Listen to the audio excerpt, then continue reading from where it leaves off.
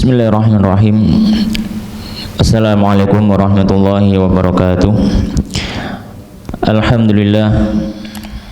Alhamdulillahilladzi hadana lihadza wa ma kunna linahtadiya laula an hadanallah.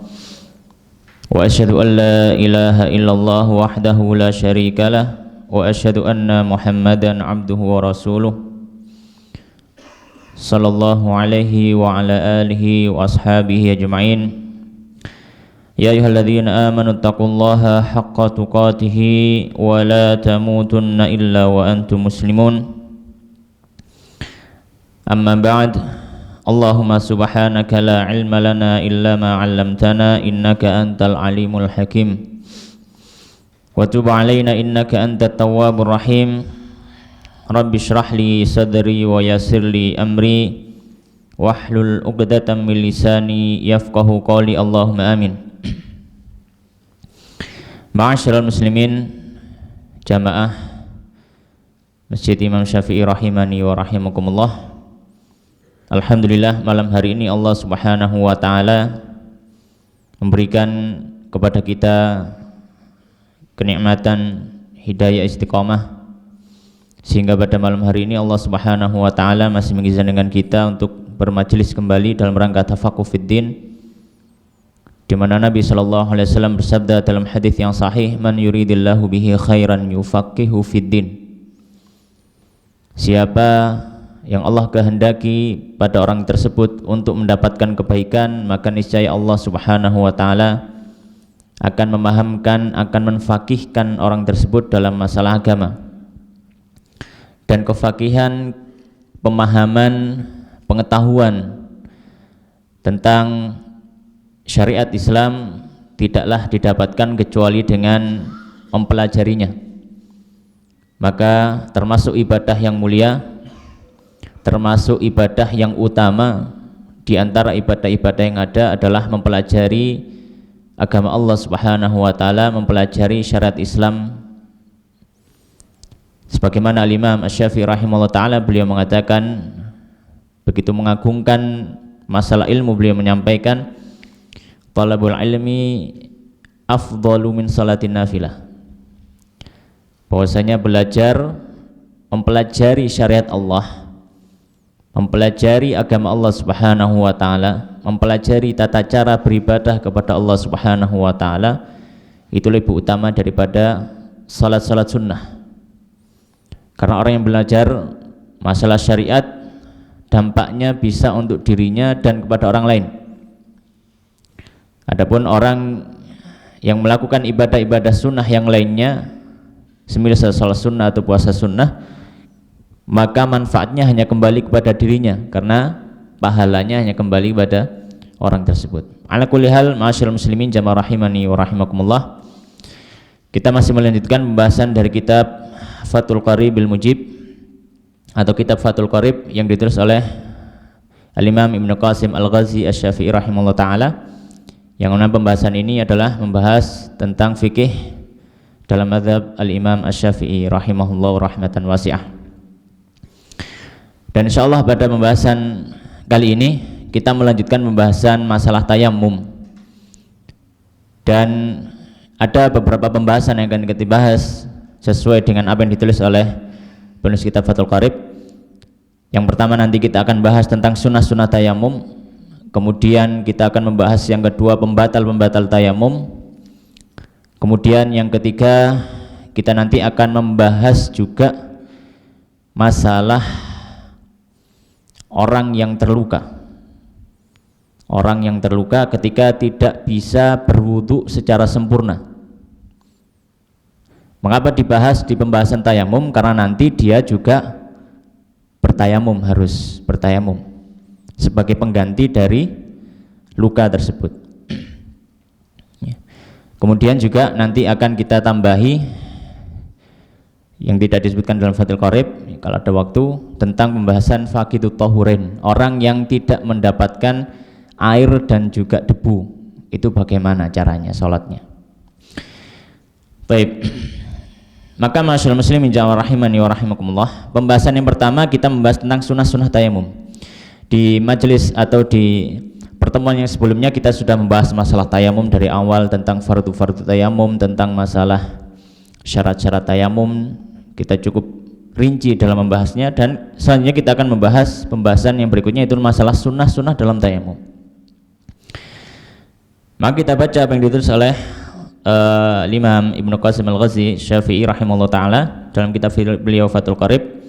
Bismillahirrahmanirrahim. Qala al-musannifu rahimahullahu ta'ala wa nafa'ana bi ilmi fi dunya wal akhirah wa dakhalahu fasih jannatihi Allahumma amin.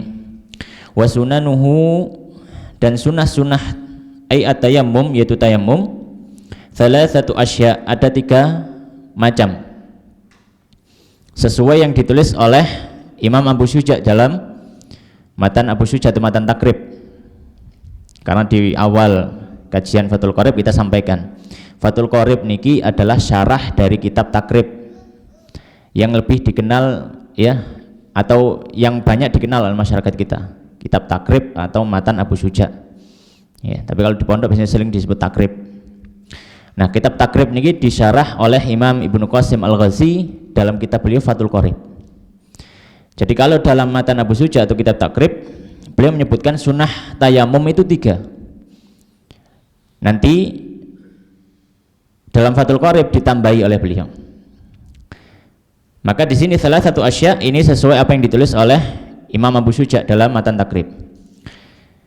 Wa fi ba'dhi nusakhil matan thalathu khisal, dan dalam sebagian manuskrip matan Abu Syuja disebut 3 jenis ya. Yang pertama apa? At-tasmiyatu. Sunnah tayamum yang pertama adalah membaca basmalah, sama seperti wudu. Karena nanti intinya sebagaimana disebutkan oleh Imam Al-Bajuri rahimahullah ta'ala dalam hasyiah beliau dalam Fathul Qarib, bahwasanya setiap sunnah-sunnah yang dijalankan di dalam wudu bisa dijalankan pada tayamum, kecuali beberapa sunnah, diantaranya adalah mengulang 3 kali. Kalau mengulang 3 kali disunahkan dalam wudu, tapi tidak untuk tayamum. Tapi secara umum sunnah-sunnah dalam wudu bisa dikerjakan di tayamum. Maka yang pertama adalah membaca basmalah. Membaca basmalah. Dalilnya apa? Dalilnya adalah kias terhadap wudu. Karena wudu ini adalah, karena tayamum adalah pengganti wudu. Kalau wudu disunahkan membaca basmalah sebagaimana dalam hadis tawaddu'u bismillah, maka dikiaskan kepada wudu ini masalah tayamum. Jadi dalilnya adalah kias. Kalau dicari hadisnya nggak bakal ketemu. Ya, tayammamu bi bismillah nggak ada. Adanya tawaddu'u bismillah. Makanya dalilnya adalah kias. Maka disunahkan sebagaimana diucapkan oleh para ulama, disunahkan baca basmalah, bisa bismillah atau bismillahirrahmanirrahim. Yang mana intinya adalah mengucap basmalah. Baik. Kemudian ma'asyiral muslimin jamaah rahimani wa rahimakumullah. Kapan membaca basmalah ini? Maka membaca basmalah ya pada di awal, sebelum apa? Sebelum dia menepuk tangannya, sebelum dia mulai mengambil debu, maka mengucap basmalah. Jadi di awal tayamum dia membaca basmalah. Itu sunnah yang pertama. Sunnah yang kedua, wa taqdimul yumna, dan mendahulukan bagian kanan, minal yadaini, dari 2 tangannya, alal yusra, daripada bagian kiri. Maka ketika mengusap tangan saat bertayamum, maka disunnahkan memulai dari sebelah kanan ya. Disunahkan memulai dari sebelah kanan ya. Kalau kemarin kita sudah sampaikan, kalau dalam mazhab Syafi'i, yang utama dalam mazhab Syafi'i, tayamum itu dari ujung jari sampai siku. Maka ketika mulai menepuk dengan tepukan yang kedua kepada tanah, atau setelah mengambil tanah, maka mengusap diawali dari yang sebelah kanan. Diusap dulu sebelah kanan, kemudian baru sebelah kiri. Wa taqdimul yumna minal yadaini, dan mendahulukan yang kanan dari kedua tangannya, alal yusra minhuma, dari kedua tangannya. Dalilnya apa? Dalilnya adalah keumuman sabda Nabi sallallahu alaihi wasallam, kana Nabi sallallahu alaihi wasallam yu'jibuhu tayammun fi tana'ulihi wa tarajjulihi wa fi sya'nihi kullihi. Bahwasanya Nabi sallallahu alaihi wasallam adalah orang yang sangat suka memulai dengan bagian kanan, dengan catatan kalau itu masalah-masalah yang berhubungan dengan satu hal yang baik, ya. Maka diantaranya adalah ketika bersuci, ya. Ketika bersuci dalam satu riwayat disebutkan wa tuhurihi, dan ketika bersuci beliau suka memulai dari sebelah kanan.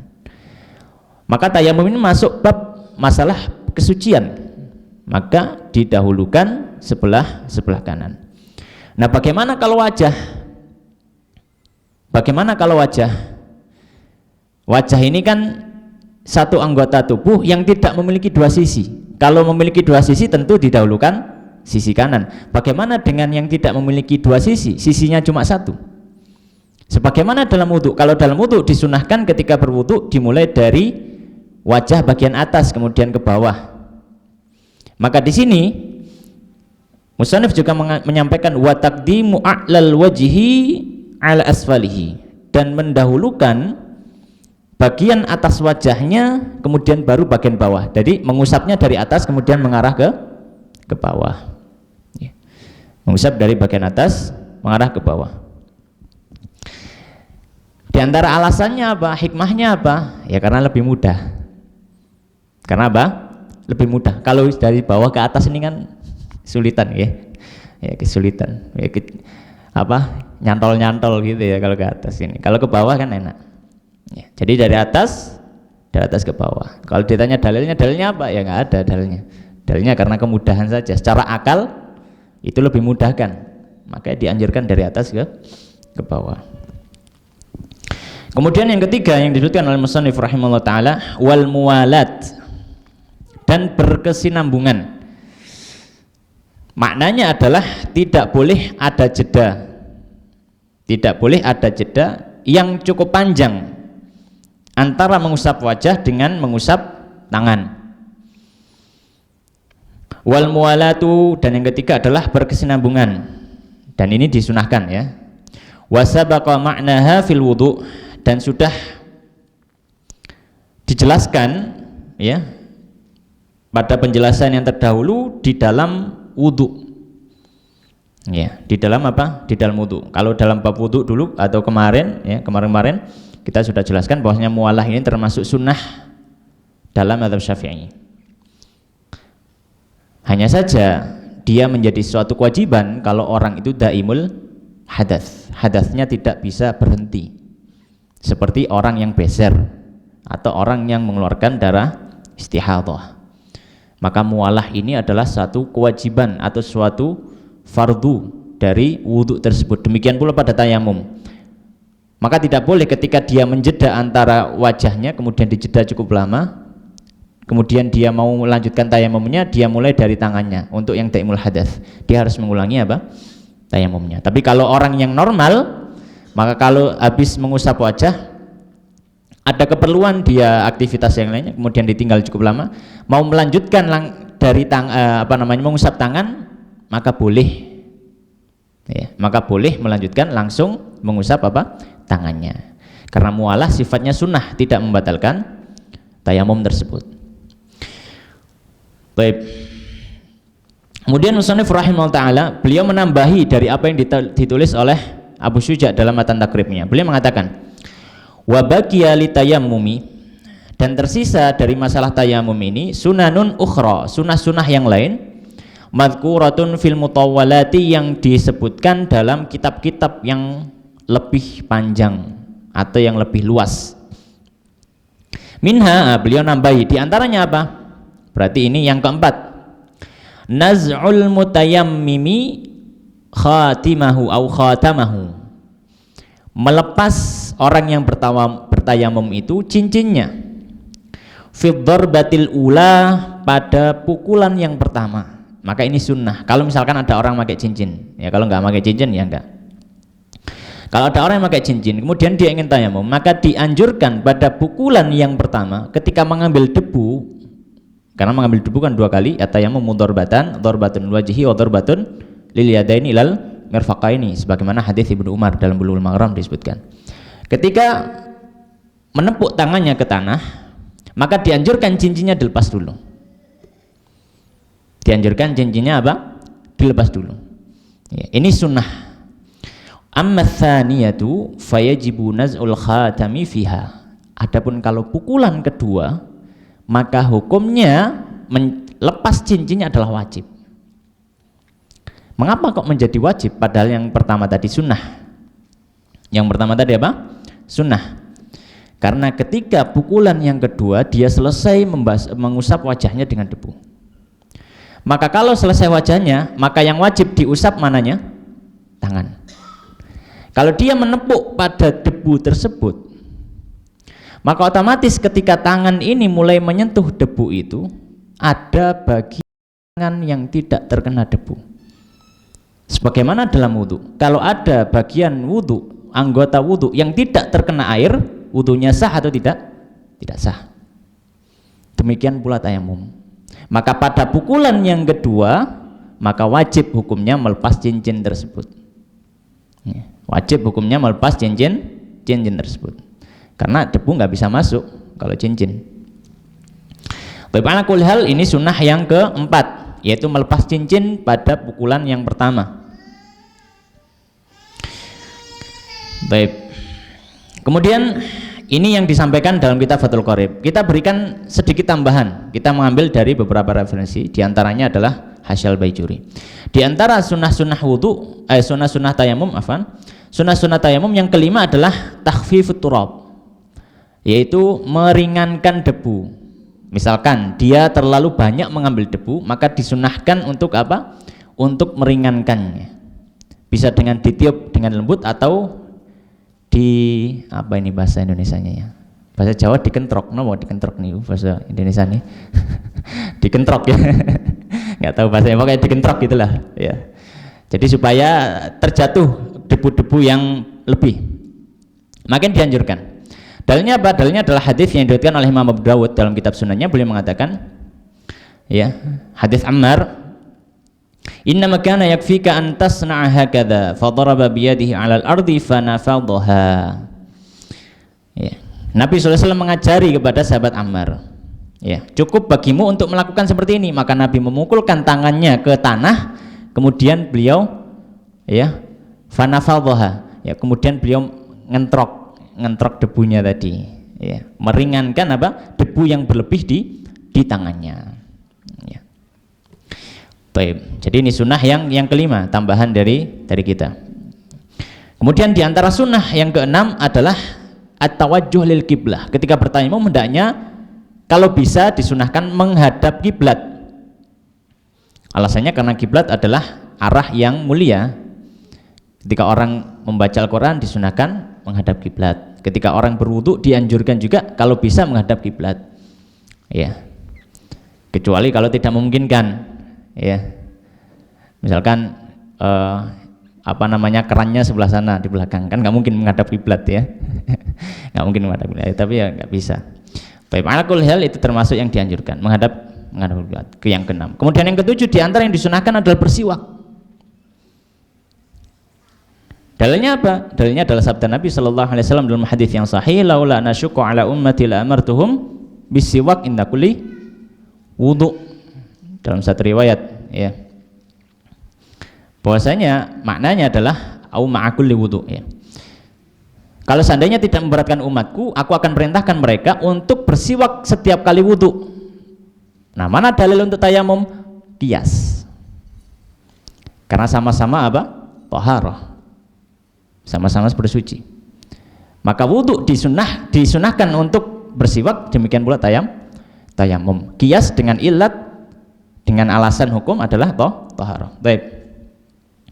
Kemudian yang kedelapan, ini yang terakhir, di antara sunnah ketika bertayamum yang disampaikan oleh para fuqaha adalah membaca doa seperti doa selesai wudu.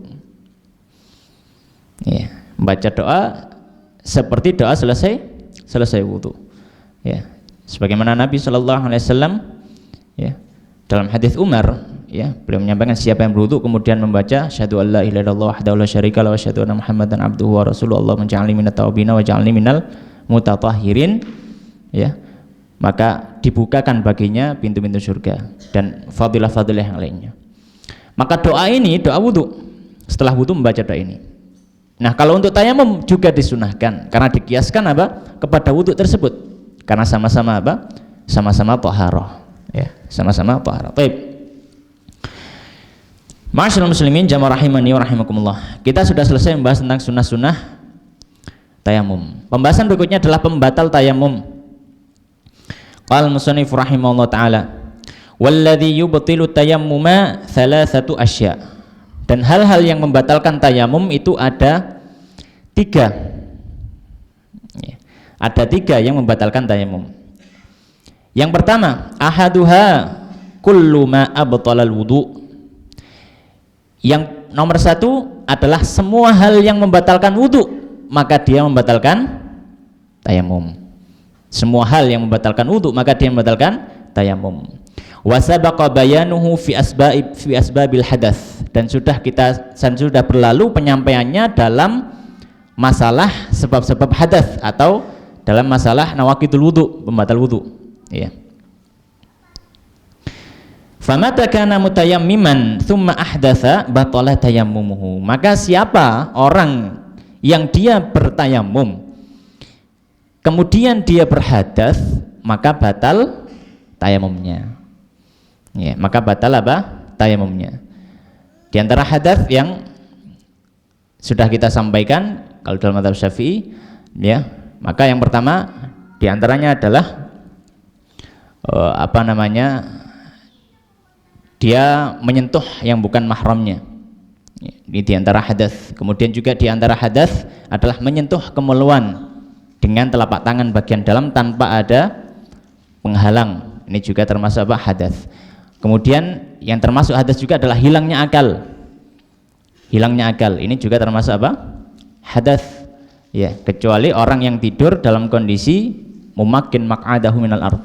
Dia kondisi duduk yang mantap, pantatnya berada di tempat duduknya, maka ini tidak termasuk hadas. Tapi selain itu hilang akal, ya, baik itu karena gila, pingsan ataupun tidur, maka ini termasuk apa? Termasuk hadas, ya. Kemudian juga termasuk hadas adalah khurujul mani, ya, keluarnya itu termasuk junub, ya, termasuk hadas besar, ya, bukan hadas kecil, ya, termasuk hadas besar bukan hadas kecil. Ya. Dan keluarnya sesuatu dari 2 jalan, ya, bukan khurujul mani, tapi khuruj min ahadis sabilain, keluarnya sesuatu dari kubul atau dubur, kecuali mani, karena mani itu hadas besar bukan hadas kecil, ya. Kalau keluarnya adalah mani, maka dia hadas besar. Tapi selain itu air kencing, kotoran, darah, batu, apapun itu, maka dia masuk dalam ranah apa? Dalam ranah hadas, ya. Baik. Maka semua hal yang membatalkan wudu, dia membatalkan apa? Tayamum, ya. Itu pembatal yang pertama. Pembatal yang kedua, wasani, yang kedua apa? Ru'yatul ma', melihat air.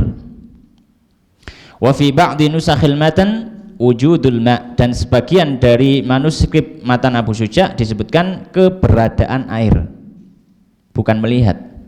Kadang orang tidak melihat tapi yakin ada air. Misalkan di belakangnya tiba-tiba ada orang nyiram, atau ada orang yang seperti membawa wadah, kemudian terdengar bunyi dercikan air. Dia nggak melihat tapi dia yakin itu air, misalkan.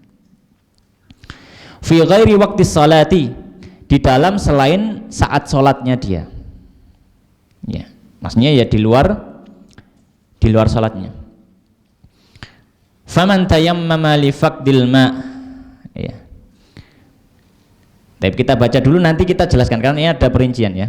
Faman tayammama li faqdil ma', maka siapa yang bertayamum karena ketiadaan air, tsumma ra'al ma', kemudian dia melihat air, au tawahhamahu, atau dia memiliki prasangka meskipun kecil, qabla dukhulihi fi shalah, sebelum dia memulai salat, batala tayammumuhu, maka batal tayamumnya, dia harus berusaha untuk ke air itu. Fa in ra'ahu ba'da dukhulihi fiha, kalau dia baru melihat air setelah dia mulai salat, wa kanatis salatu mimma la yasqutu fardhuha bitayammum, dan salat tersebut termasuk salat ya yang dia tetap masih ada tanggungan ketika dikerjakan dengan tayamum.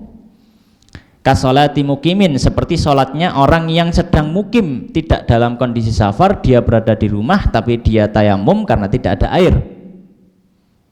Maksudnya apa, nanti kita jelaskan. Batalat fil hal, maka juga sama, batal tayamumnya, dia harus cari air itu. Au mimma yasqutu fardhuha, atau kondisi ketiga, dia sudah sholat dengan tayamum dan sholat tersebut termasuk sholat yang dianggap sah dan tidak usah mengulang kembali dan terjatuh hukum kewajiban darinya bitayamumi, meskipun dengan tayamum. Kasolati musafirin, seperti sholat orang yang safar. Fala tabtulu fardhan au fala tubtil fardhan, ya, fala tabtul, maka tidak batal, fardhan kanatis salatu au naflan, baik sholatnya itu adalah sholat yang fardu atau sholat yang sunnah. Taib. Pembatal tayamum yang kedua itu adalah melihat air. Melihat air ini ada 3 rincian. Dua dari 3 ini membatalkan tayamum, dan yang terakhir tidak membatalkan tayamum. Taib. Jadi pembatalan kedua adalah apa? Melihat air. Tapi melihat air ini ada rinciannya. Rinciannya apa? Karena melihat air ini ada 3 kemungkinan kondisi. Kondisi yang pertama, dia melihat air atau dia memiliki perkiraan ada air karena melihat tanda-tandanya. Misalkan dari kejauhan kok seperti ada air, ya. Dan dia belum melakukan sholat dengan tayamumnya, dia sudah tayamum, habis tayamum mau sholat, terlihat tanda-tanda seperti ada air, meskipun prosentase keyakinannya kecil, maka di situ tidak boleh dia sholat dengan tayamum itu, maka dianggap batal tayamumnya. Kenapa? Karena tayamum itu pengganti air, debu itu pengganti air, maka kalau ada air dia harus berusaha cari air itu dulu. Ya, maka dia harus cari air itu dulu. Nih, makanya dalam hadis disebutkan, ya nanti kita sebutkan hadisnya, ya, bahwasanya ketika orang itu sudah melihat air, maka Nabi Shallallahu Alaihi Wasallam menyampaikan fa'amissahu jildak, maka sentuhkan air itu ke kulitmu, jangan pakai tayamum gitu maknanya. Taib. Kondisi yang pertama, maka batal tayamum. Kondisi yang kedua, di dalam sholat. Jadi ketika dia tayamum, sudah tayamum, kemudian sudah sholat, di tengah-tengah sholat dia melihat ada air, atau dia berasumsi dengan tanda-tanda yang ada air di sekitarnya, ini tengah sholat, ya, maka kondisi kedua ini dan sholat tersebut termasuk sholat yang dalam mazhab Syafi'i dia wajib diulang nantinya, ya, wajib diulang nantinya. Loh, kenapa kok sholat ketika itu? Ya li hurmatil waqt, ya. Seperti apa? Beliau tadi memberikan contoh seperti sholatnya orang yang mukim. Jadi misalkan kita berada di kampung kita sholat dengan tayamum, alasannya apa? Alasannya tidak ada air. Alasannya tidak ada air. Dalam mazhab Syafi'i, kalau orang itu mukim, dia tayamum, ya, dia tayamum untuk sholat dan sudah mau habis waktu sholatnya, ya memang harus sholat. Nggak boleh dia melewatkan waktu sholat tanpa sholat sama sekali. Bahkan kalaupun nggak ketemu air, nggak ketemu tanah, tetap harus sholat karena menghormati waktu tadi. Itu waktu sholat. Jangan sampai ada satu waktu terlewat kita tidak beribadah kepada Allah Subhanahu wa taala. Bagaimana kalau misalkan setelah waktu itu lewat kita belum sholat dan kita diwafatkan Allah? Ya. Maka ketika sholat tersebut harus diulang seperti orang yang mukim tadi. Kan dalam mazhab Syafi'i menyampaikan kalau sholatnya itu di tempat yang biasanya banyak air kemudian tiba-tiba nggak ada air, maka ini namanya udzrun nadir, udzur yang jarang terjadi, udzur yang jarang terjadi. Dan kaidah mengatakan an-nadiru la hukmalahu, sesuatu yang jarang terjadi dia tidak memiliki hukum tersendiri. Sesuatu yang jarang terjadi dia tidak memiliki apa? Hukum tersendiri. Terus hukumnya bagaimana? Dia hukum atau hukumnya ikut kepada kondisi biasanya. Kalau di situ biasanya ada air, berarti ya dihukumi seperti ada air. Kalau di situ biasanya memang tidak ada air, maka ya hukumnya dihukumi apa? Ya memang seperti tidak ada air. Maka kalau orang mukim misalkan berada di satu daerah, biasanya ada air, tiba-tiba nggak tahu ada satu musibah, paceklik, kekeringan, tapi mukim di situ, maka dia tetap sholat terus pakai tayamumnya, tapi nanti apa? Dia mengulangi sholat-sholat tersebut. Kalau sudah ada apa? Air. Ya.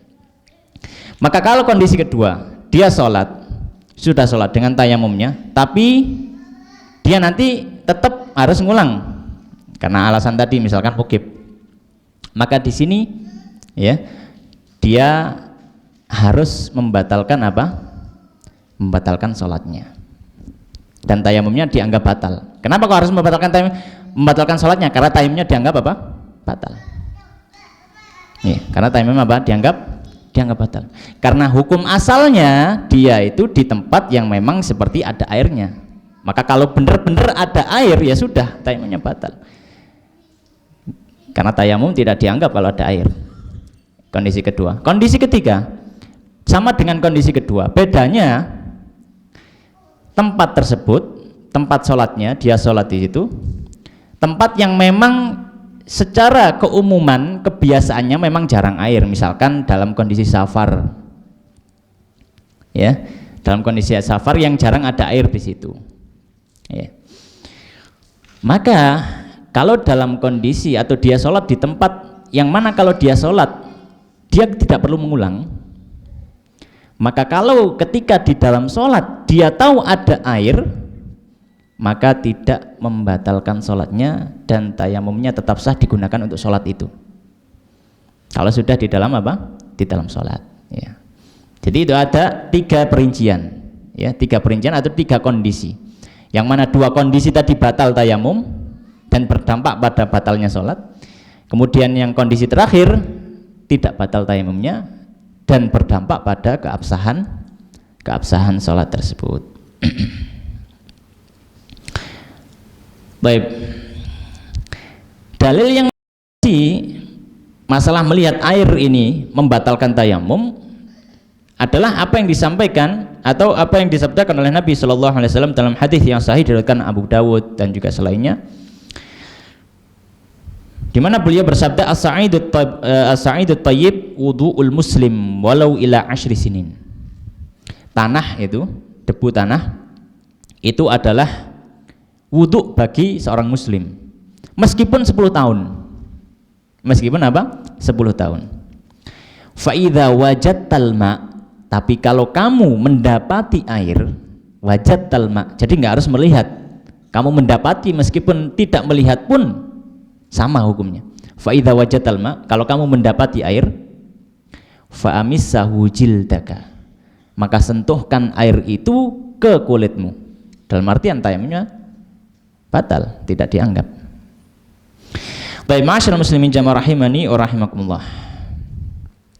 Ya, jadi itu adalah pembatal yang kedua.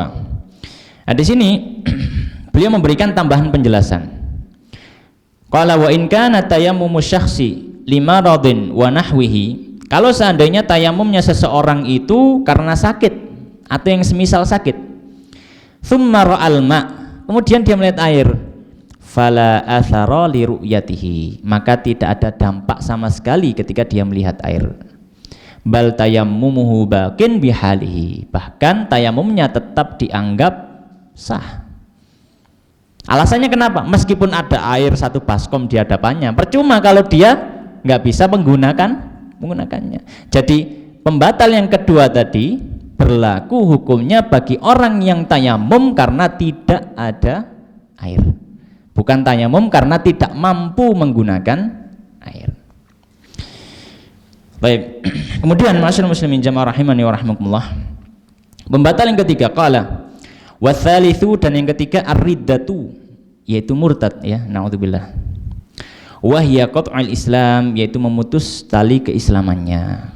Maka kalau ada orang tayamum, naudzubillah, sebelum sholat dia murtad, ya, naudzubillah, ya, maka tayamumnya batal.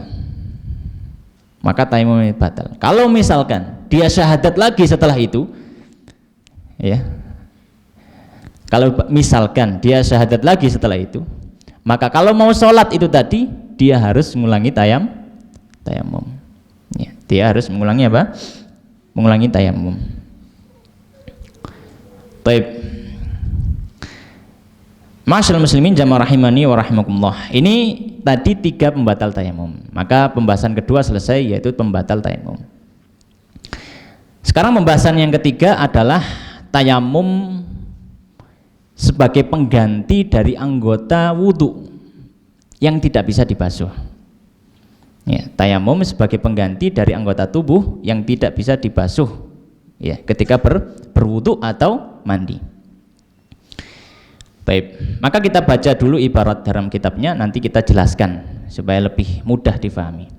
Qala al-musannif rahimahullah ta'ala wa idza imtana'a syar'an isti'malul ma', dan apabila terhalang secara syariat pemakaian air fi udwin, dalam satu anggota tubuhnya atau satu anggota bersucinya, fa in lam yakun alaihi satirun, jika tidak ada penutup yang menutupi anggota bersuci tadi, anggota tubuh bersuci tadi, wajib alaihi tayammumu, maka wajib baginya yang pertama tayamum, wa ghaslus sahih, dan juga yang kedua adalah membasuh dengan air bagian tubuh yang tidak sakit. Wala tartiba bainahuma lil junubi, dan tidak ada keharusan untuk urut bagi orang yang junub.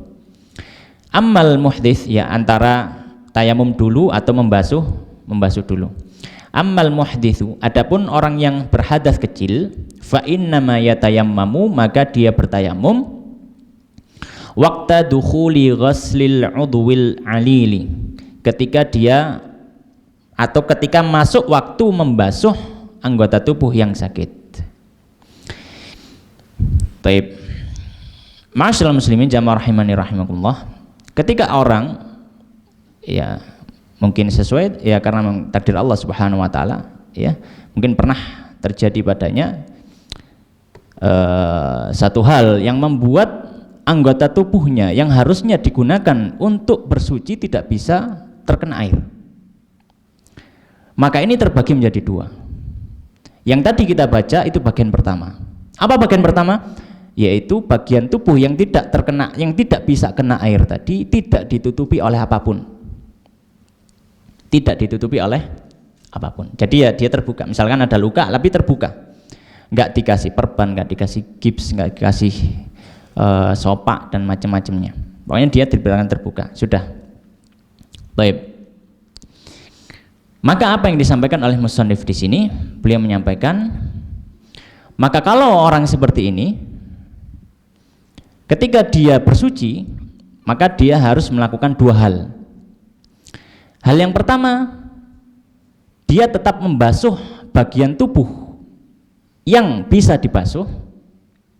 Kemudian yang kedua, dia bertayamum sebagai pengganti dari anggota tubuh yang tidak bisa kena air. Ya. Selama anggota tubuh itu adalah yang wajib dalam bersuci itu.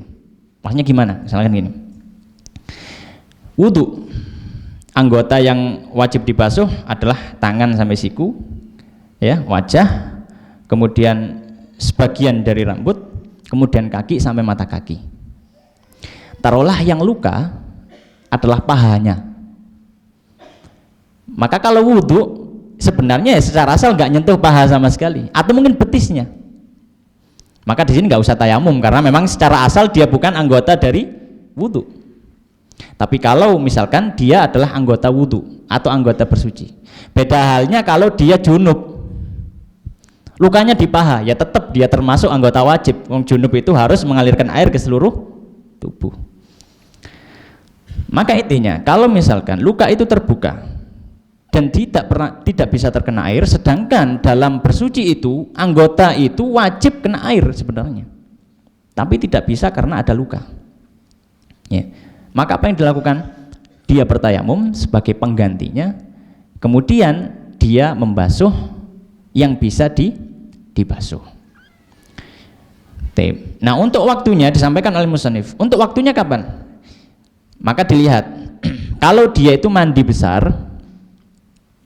maka tidak ada urutan, boleh tayamum dulu baru basuh atau basuh dulu baru tayamum. Tapi yang lebih utama tayamum dulu baru dibasuh. Ya, alasannya kenapa? Alasannya supaya nanti biar airnya itu membersihkan sisa debunya yang nempel. Itu kalau mandi besar. Kalau wudhu bagaimana? Kalau wudhu maka waktu bertayamumnya adalah ketika waktunya membasuh anggota yang sakit tadi. Misalkan yang sakit adalah tangan, maka kapan tayamumnya? Tayamumnya ketika dia berwudu dari awal membasuh wajah, kemudian mau membasuh tangan. Nah, di situ dia tayamum. Di situ dia apa? Baru tayamum.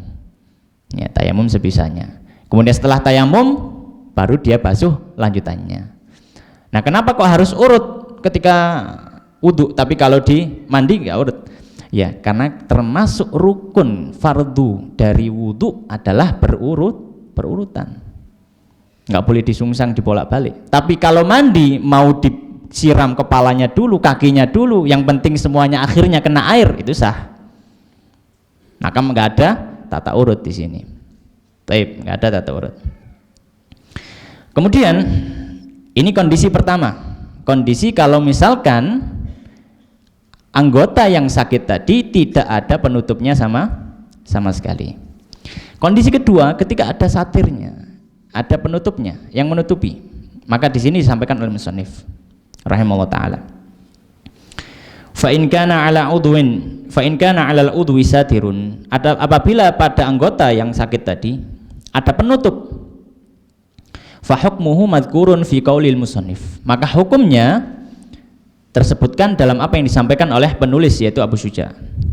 Beliau mengatakan wasahibul jabair, dan sahibul jabair dalam pembahasan fikih ini biasanya dibahas dalam pembahasan jabair atau jabirah.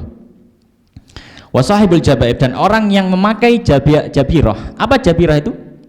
Ya, atau apa jabair itu? Jam'u jabirah bi fathil jim. Ya, jabair adalah jamak, bentuk jamak dari kata jabirah. Wahya akhsyabun au qasabun, dia adalah kayu, ya, tusawwa yang diluruskan, wa tushad ala maudhi'il kasri liyal tahim, yang diikatkan pada anggota tubuh yang patah supaya dia bisa nyambung kembali, sopak. Kalau sekarang ya gips, ya. Yamsahu 'alaiha bil ma'i, maka dia mengusap atas jabirahnya tadi, atas sopaknya tadi atau gipsnya tadi, bil ma'i dengan air, illam yumkinhu naz'uha, jika tidak mungkin kan untuk melepasnya, li khaufi dhararin mimma sabaqa, karena khawatir ada kemudorotan, belum sembuh dilepas malah lebih parah, maka ya nggak usah dilepas. Wa yatayammamu sahibul jabair, dan bertayamum orang yang memakai sopak tadi, fi wajhi, di wajahnya, wa yadaihi, dan dua tangannya, kama sabaqa, sebagaimana sudah berlalu. Wa yusalli, dan dia salat, wala i'adata alaihi, dan tidak perlu mengulang. In kana wada'aha, jika dia meletakkan sopaknya atau jabirahnya ay al jabair ala tuhrin, dalam kondisi suci, wa kanat fi ghairi a'dha'i tayammum, dan dia di selain anggota tayamum, wa illa, dan jika tidak, maksudnya dan jika tidak meletakkan dalam kondisi suci, ya, atau dia berada pada anggota tayamum, ada dia mengulang sholatnya nanti. Wa hadza maqalahu Nawawi fi Raudhah, dan ini adalah yang disampaikan oleh Imam Nawawi dalam Raudhatul Thalibin, kitab beliau, kitab fikih Syafi'i juga. Lakinnahu qala fil Majmu', tapi Imam Nawawi dalam kitab lainnya, kitab Imam Nawawi dalam kitab Al-Majmu', kitab fikih Syafi'i juga. Karena kita tahu Imam Nawawi kitab fikihnya banyak sekali, semuanya fikih Syafi'i. Inna itlaqal jumhur yaqtadi adamal farqi au yaqtadi adamul farqi, bahwasanya apa yang disebutkan oleh kebanyakan dari para ulama, ya, memberikan makna tidak ada pembeda, ai baina a'dha'i tayammum wa ghairiha, antara anggota tayamum dan selainnya. Ya, baik. Nanti kita akan jelaskan masalah ini, ya. Kita jelaskan masalah yang mu'tamad dalam mazhab Syafi'i, dan mungkin dari kita akan ada yang merasa keberatan, kok gini mazhab Syafi'i ya, cukup berat gitu ya. Tapi nanti mungkin bisa kita mengambil pendapat yang lain. Ma'asyiral muslimin jamaah rahimani wa rahimakumullah, kita lanjutkan. Kondisi yang kedua, bagi orang yang terluka di anggota tubuhnya, dan anggota tubuh yang terluka harus ditutup dengan sesuatu, ya, yang biasa kalau dalam kitab klasik disebut pembahasan jabair atau jabirah.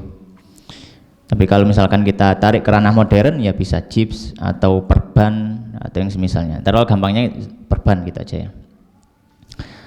Maka orang yang sakit kemudian ada anggota tubuhnya yang diperban, saya sampaikan pendapat mu'tamad mazhab Syafi'i dulu ya. Pendapat mu'tamad dalam mazhab Syafi'i dulu. Ada beberapa kondisi. Kondisi yang pertama, lukanya ada pada anggota tayamum. Jadi perbannya itu dilekatkan pada anggota tayamum. Misalkan di mana? Misalkan di wajah atau di telapak tangannya misalkan. Ini kan anggota tayamum. Maka dia tetap ketika masuk waktu sholat, dia ambil debu untuk tayamum, dia ambil air, kemudian dia berwudu, mewudukan yang bisa terkena air. Kalau sudah sampai waktunya membasuh yang sakit, maka dia usap, kemudian dia tayamum. Jadi kalau yang kondisi pertama tadi dia tidak tertutup, kalau tidak tertutup nggak usah diusap, ya. Tapi kalau yang tertutup, maka diusap kemudian tayamum. Ini caranya semuanya di situ, ya, semuanya nanti juga seperti itu. Nanti masalahnya yang cukup membedakan adalah masalah mengulang sholat atau tidak. Ya. Jadi caranya adalah ketika dia berwudu, ya berwudu, yang bisa dibasuh, kemudian ketika sampai waktunya anggota tubuh yang sakit diusap dengan air, kemudian habis itu tayamum sebisanya. Kalau ditanya apa dalilnya, alasannya apa? Alasannya adalah hadis yang diriwayatkan oleh Imam Abu Dawud radhiyallahu rahimahullah dalam kitab sunannya tentang orang yang sakit itu, yang sakit kemudian dia junub, sakit di kepalanya, kemudian gimana ini saya nggak bisa pakai air kalau luka parah di kepala. Maka sahabat yang lain mengatakan kamu tetap junub ya mandi pakai air, nggak boleh pakai apapun yang lainnya. Maka dia mandi dan meninggal. Maka hal itu sampai kepada Nabi Shallallahu Alaihi Wasallam. Maka Nabi Shallallahu Alaihi Wasallam menyampaikan, inna makana yakfihi, sebenarnya cukup bagi orang yang sakit tadi dan dia junub, cukup baginya apa? Yang pertama, ia tayamum, dia tayamum, wa ya'siru au ya'sibu. Ya'sir au ya'sib itu maknanya memperban. Dia cukup tayamum, kemudian diperban ala jurhihi, dengan lukanya tadi, pada lukanya, khirqatan, dengan kain, summa yamsahu 'alaiha, kemudian dia mengusap di atas perbannya tadi dengan air. Wa yaksila sa'ira jasadihi, kemudian baru dia membasuh tubuh yang lainnya. Maka di sini Nabi SAW menyampaikan ada 3 urutan: tayamum, mengusap di atas perbannya, kemudian apa? Dia membasuh yang lainnya. Baik. Jadi kondisi yang pertama, jika perbannya itu ada di anggota tayamum, maka dia tetap tadi caranya, dia tayamum, kemudian dia kalau dia wudhu maka dia berwudhu dulu, yang bisa dibasuh dulu, kemudian ketika sampai untuk anggota tubuh yang sakit maka dia usap, kemudian dia tayamum. Kalau mandi boleh tayamumnya dulu, ya, kemudian baru membasuh yang lainnya, ya, dan mengusap perbannya, ya. Nah, ini kondisi yang pertama, itu lukanya ada di anggota tayamum. Maka kalau dalam mazhab Syafi'i yang muktamad dalam mazhab Syafi'i, dia tetap sholat di waktunya dengan tata cara bersuci seperti tadi, dan kalau sudah sembuh dia ulangi sholatnya yang dia sholat dengan tata cara suci tadi, diulangi semua, iya, diulangi semua. Kondisi yang pertama. Ini yang disyaratkan oleh Fathul Qarib. Beliau mengatakan ini yang disampaikan Imam Nawawi setelah memeriksa semua pendapat dari para ulama mazhab, kemudian mentahrir, kemudian menyaring, menyesuaikan dengan dalil, baik dalil akli dan nakli, kemudian beliau memiliki istinbat seperti itu, ya, dan juga sesuai dengan Imam Rafi'i, ya, dalam kitab Raudhatul Thalibin. Baik, kondisi yang kedua, di luar anggota tayamum, di luar apa? Anggota tayamum, ya. Jadi lukanya itu bukan anggota tayamum. Misalkan luka di kaki, di telapak kakinya, ya, mungkin habis jatuh patah, kemudian diperban telapak kakinya, ya. Maka di sini ketika telapak kakinya diperban, kemudian dia harus berwudu, maka berwudu seperti tadi. Dan kalau sebelum perban itu sudah bersuci, maka tidak perlu mengulang. Tapi kalau perban itu dipasang sebelum dia bersuci, sama dengan kondisi pertama, dia harus mengulang sholatnya, ya. Ini saya sampaikan dulu pendapat utama dalam mazhab Syafi'i, ya. Mungkin akan berat itu, ya, ki dokter atau bingung iki kate dibebel Pak Udurien gitu. Baik. Al-kulli hal itu yang menjadi muktamad dalam mazhab Syafi'i. Baik. Akan tetapi,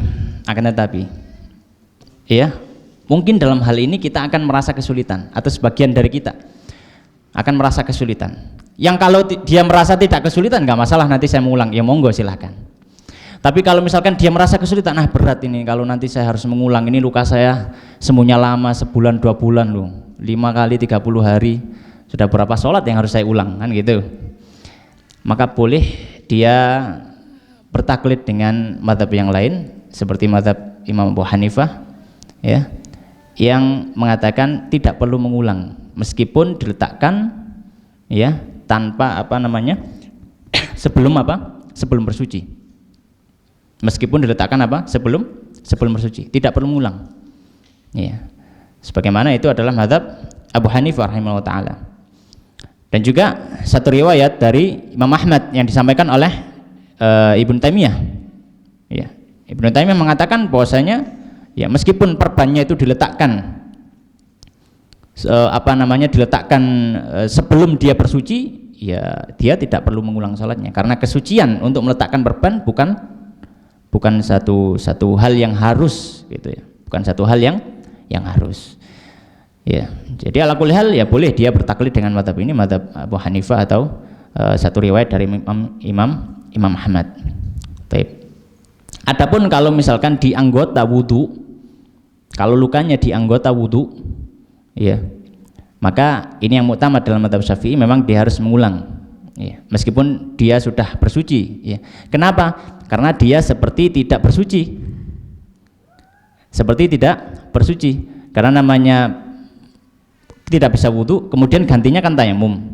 Tayamum itu kan harus terkena seluruh anggota tubuhnya tadi dengan debu. Tapi kalau tidak bisa, maka seperti tidak bersuci, maka dia nanti tetap mengulangi sholatnya. Tapi yang disampaikan oleh Imam Nawawi, ya, yang disampaikan oleh Imam Nawawi rahimahullah taala dalam kitab Al-Majmu', ya, beliau menyampaikan banyak dari para ulama Syafi'iyah yang tidak membedakan antara anggota tayamum atau bukan anggota tayamum. Jadi selama diletakkan dalam kondisi suci nggak perlu mengulang, baik itu di anggota tayamum ataupun tidak. Ya. Ala kulli hal, itu tadi kita sampaikan sudah tentang yang utama dalam mazhab Syafi'i, dan mungkin kita mau mengikuti bertaklid pada mazhab yang lain seperti mazhab Abu Hanifah yang tidak mempersyaratkan bersuci, tidak perlu mengulang. Ya, kemudian kita juga bisa mengambil dari apa yang disampaikan oleh Imam An-Nawawi rahimahullah taala, bahwasanya anggota tubuh, anggota tayamum atau bukan anggota tayamum tidak ada perbedaan. Ya, jadi tidak perlu mengulangi. Tapi kalau misalkan kita adalah orang yang merasa ya saya mengulang nggak masalah, bismillah, ya lebih berhati-hati, ya monggo silahkan. Ya, kita semua kan tahu ya kadar diri kita. Kalau kita termasuk orang yang saya nggak sanggup, ya sudah, mungkin bertaklid dengan mazhab ini karena memang ada kesulitan, ada sisi kesulitan di situ. Baik. Kemudian pembahasan yang terakhir, ya. Sebelum terakhir pembahasan tambahan di sini beliau mengatakan wa yustaratu fil jabirati an la ta'khudha minas sahih, dan dipersyaratkan pada jabirah, sopak tadi atau perban mungkin, tidak mengambil bagian dari anggota tubuh yang tidak sakit illa ma la budda minhu, kecuali yang harus untuk diikutkan di sopak atau di perban, lil istimsak, untuk mengikat sopaknya atau perbannya. Wal lusuk, demikian juga lusuk. Ya, lusuk itu semacam seperti handiplas gitu ya, kayak semacam itulah. Wal isabah itu perban. Wal marham itu semacam obat tapi seperti daun-daunan itu kemudian diletakkan di anggota tubuh yang sakit itu. Kalau orang zaman dulu kan pakai gitu ya, daun-daunan gitu. Wa nahwiha, dan yang semisalnya, alal jurhi kal jabirah, di atas luka seperti sopak tadi. Taib. Maka di sini beliau menyebutkan satu syarat. Syaratnya ya, dia tidak perlu mengulangi. Syaratnya apa? Syaratnya ketika dia memperban tadi, taruhlah memperban, merbannya tidak melebihi dari yang dibutuhkan. Yang sakit segini misalkan, satu lingkaran, yang diperban dari ujung sampai ujung misalkan, maka ini berlebihan. Kalau dia nanti wudhu dan melakukan tohara seperti tadi, dan dia sholat dengan hal semacam itu, maka dia tetap harus mengulang sholatnya nanti. Nah, kenapa? Ya karena ada anggota tubuh yang sebenarnya bisa dibasuh dan sebenarnya nggak usah diperban, nggak masalah. Ya, tapi ini ikut ditutupi, maka nggak boleh. Karena kaidah mengatakan ad-daruratu tuqaddaru biqadriha. Namanya hal darurat itu harus disesuaikan dengan takarannya. Ya, nggak boleh berlebihan. Ya, ada orang kalau nggak makan mati, di depannya cuma ada babi. Boleh makan, ya boleh makan secukupnya, sekiranya sampai yuqimusul bahu, dia bisa tegak, dia bisa sehat kembali. Tapi nggak boleh diambil kayak sanggung, kayak cemilan nang dalan misalkan, nggak boleh. Karena namanya darurat ya secukupnya. Kalau ini tadi daruratnya cuma kecil, ya maka secukupnya saja supaya bisa diikat seukuran lukanya. Tapi kalau berlebihan, ya maka tetap mengulang sholatnya. Baik. Pembahasan terakhir beliau menyampaikan, yaitu tentang masalah tayamum digunakan untuk sholat. Qala wa yatayammamu likulli fardhatin wa mandhuratin, dan seseorang itu bertayamum untuk setiap sholat fardu dan sholat nadar, sholat dinadarkan. Fala yajma'u baina shalatai fardhin bitayammumin wahid, maka tidak boleh orang menggabungkan dua sholat fardu dengan hanya satu kali tayamum, ya. Baik, dalilnya apa? Dalilnya adalah satu hadis, ya, atau bukan satu hadis, satu athar. Yang athar ini diriwayatkan dari banyak sahabat, di antaranya Ibnu Umar, sahabat Ali, sahabat Amr bin As. Mereka mengatakan, para sahabat ini juga bukan hadis ya, tapi qaul sahabat. Para sahabat ini menyampaikan, ya tayammamu likulli sholatin wa illam yuhdits. Tayamum itu wajib untuk setiap sholat meskipun dia tidak hadas. Meskipun dia nggak hadas, tapi mau sholat yang kedua, dia tetap tayamum. Ya, hadisnya ya, sahih, ya, riwayatnya ini sahih, asalnya sahih, diriwayatkan Imam Baihaqi dalam Sunan Kubra, diriwayatkan oleh Imam Ad-Darqutni juga dalam kitab Sunannya. Baik. Kemudian beliau menyampaikan wala baina tawafaini, tidak pula menggabungkan dua tawaf dengan satu apa? Dengan satu tayamum. Wala baina salatin wa tawaf, tidak pula salat wajib dengan tawaf. Wala baina jum'atin wa khutbatiha, tidak pula antara salat Jumat dan khutbah Jumat. Jadi tidak boleh digabungkan ini tadi semua. Mengapa? Karena semuanya itu sehukum dengan salat. Tawaf kiaskan ke salat. Ya. Khutbah Jumat dikiaskan ke salat. Ya. Kalau dalam mazhab seperti itu. Kalau tawaf memang ada hadis Nabi sallallahu alaihi wasallam, beliau menyampaikan bahwasanya at-tawaful baiti kas-shalah. Ya. Bahwasanya tawaf itu seperti salat. Kecuali kalau di dalam tawaf boleh berbicara, tidak membatalkan tawafnya. Baik. Kemudian beliau menyampaikan walil mar'ati idza tayammamat, dan kalau wanita jika dia bertayamum litamkinil halil, untuk kepada suaminya, ya, kepada suaminya untuk dijima maksudnya. Antaf'alahu miraran, dia boleh melakukan berkali-kali. Maksudnya apa? Maksudnya ada seorang wanita, dia baru suci dari haidnya, mau bersuci pakai air, tidak ada air. Ya. Maka boleh dia bertayamum. Karena mungkin suaminya ingin jima dengan istrinya. Boleh dia dengan satu tayamum tadi mengulangi jimaknya.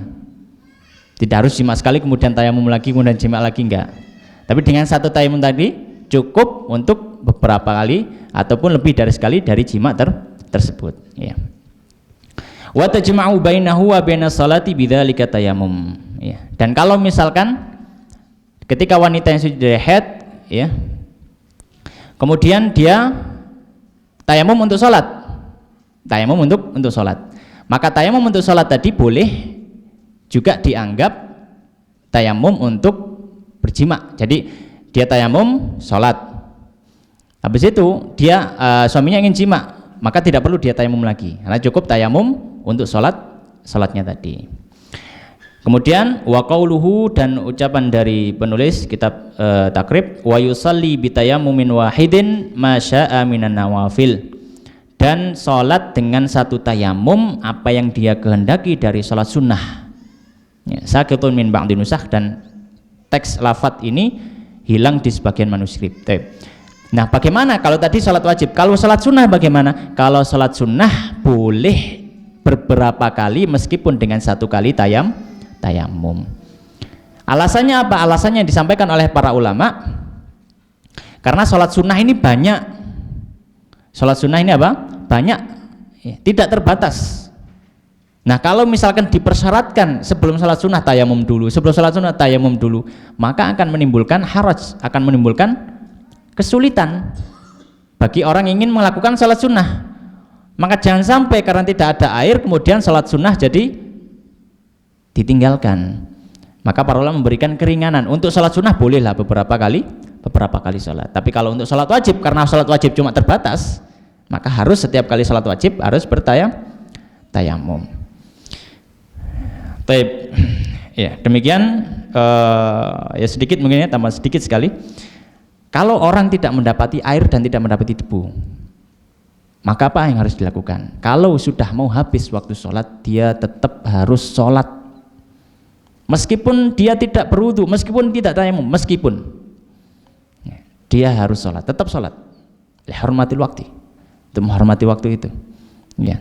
Misalkan dia di penjara, penjaranya terbuat dari tembok yang licin, terbuat dari keramik misalkan, nggak ada debu sama sekali, bersih, setiap hari disapu, dipel, ya, nggak ada air sama sekali, maka dia sholat, ya. Dan ketika nanti mendapati air ataupun debu, maka dia mengulangi sholatnya. Dia mengulangi sholatnya. Ya, tapi dia pada waktunya, dia harus sholat pada waktunya. Baik, demikian yang bisa kita bahas pada kesempatan kali ini. Semoga memberikan manfaat, ada ilmu yang kita dapat. Wallahu ta'ala alam, wa sallallahu wa sallim wa barik ala nabiyina habibina Muhammadin wa ala alihi wa ashabihi ajma'in. Kita akhiri dengan doa kafaratul majelis. Subhanakallahumma wa bihamdika asyhadu an la ilaha illa anta astaghfiruka wa atubu ilaik, wa akhiru da'wana alhamdulillahirabbil alamin. Assalamualaikum warahmatullahi wabarakatuh.